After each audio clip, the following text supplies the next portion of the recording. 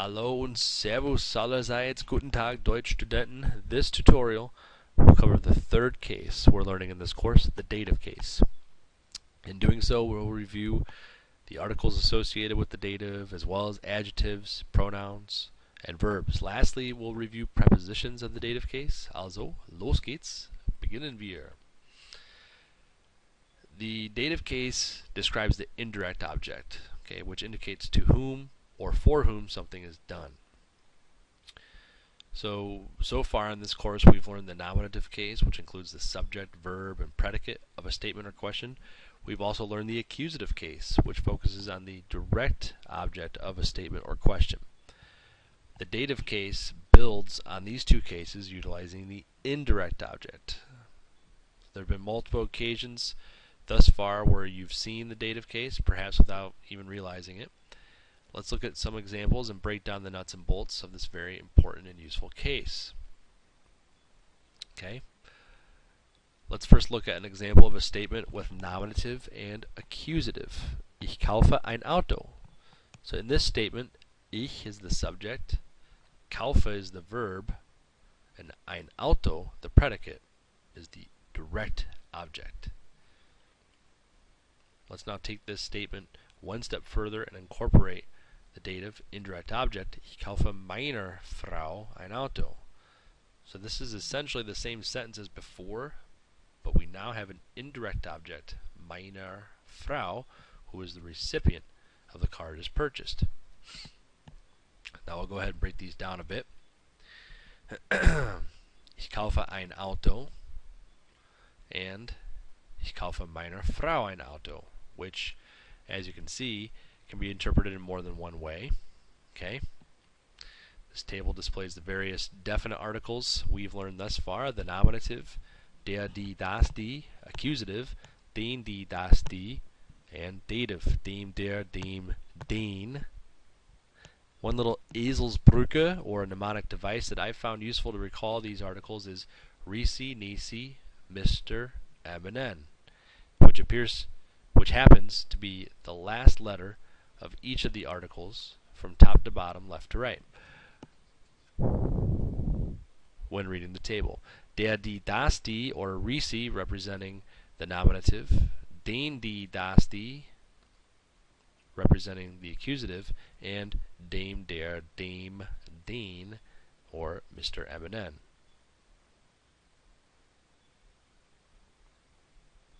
Now, let's look at an overview of all three cases with their corresponding definite and indefinite articles, as well as the possessive adjectives.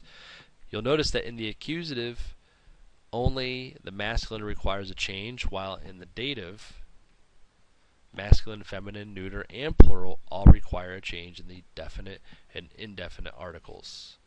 The possessive adjectives, as you may notice, mirror the definite article.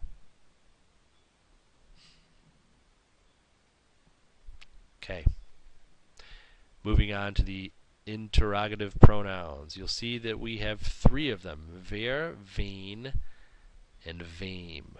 In English, it can be very easy to confuse when to use who and when to use whom. Well, in German, it's rather easy, which in turn makes it easier for any native speaker of English to see how each are used. Looking at it this way, consider the masculine definite articles: der, den, and dem, representing the nominative, subject, accusative, direct object, and dative, indirect object, respectively. And they rhyme: der, den, dem; wer, wen, wem. Okay, let's now look at some examples of statements with the accusative and then dative. In each of these, you'll first see an example of the accusative, okay, followed by the dative. What I mean by this, we'll simply incorporate a dative indirect object, or simply put a recipient of the item purchased, since the verb we'll focus on is kaufen, to buy, purchase. Okay? Ich kaufe den Pulli. Ich kaufe meinem Bruder den Pulli. And now with the indefinite article, ich kaufe einen Pulli. Ich kaufe meinem Bruder einen Pulli. In this example, the Ich kaufe einen Pulli portion stays the same, except when the indirect object is added, meinem Bruder, we position that grammatical element in front of the accusative direct object. The same goes for the rest. Okay? The neuter as the indirect object is the same as masculine. Ich kaufe meinem Kind das Buch. Let's look at the feminine indirect object. Ich kaufe meiner Schwester eine Jacke. And now a plural. Ich kaufe meinen Eltern die Schuhe. So I didn't go through all of these. I simply wanted to point out some of the differences with the gender. But you can see each sentence with the dative has the exact same word order, the only difference being the ending.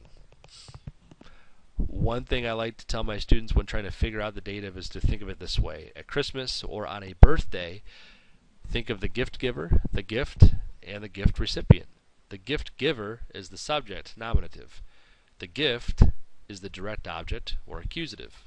And the gift recipient, the indirect object, dative. If you can remember that, and then remember the articles and the tables I've shown you, you'll be in good shape. One thing to touch upon is adjective endings in the dative case. In week 4, we went through a detailed tutorial on adjective endings. These can be sometimes a bit tricky. Fortunately, in the dative, they are always en when following a definite or indefinite article. Okay, you can see from the examples here how this is applied. Makes it kind of simple. All right.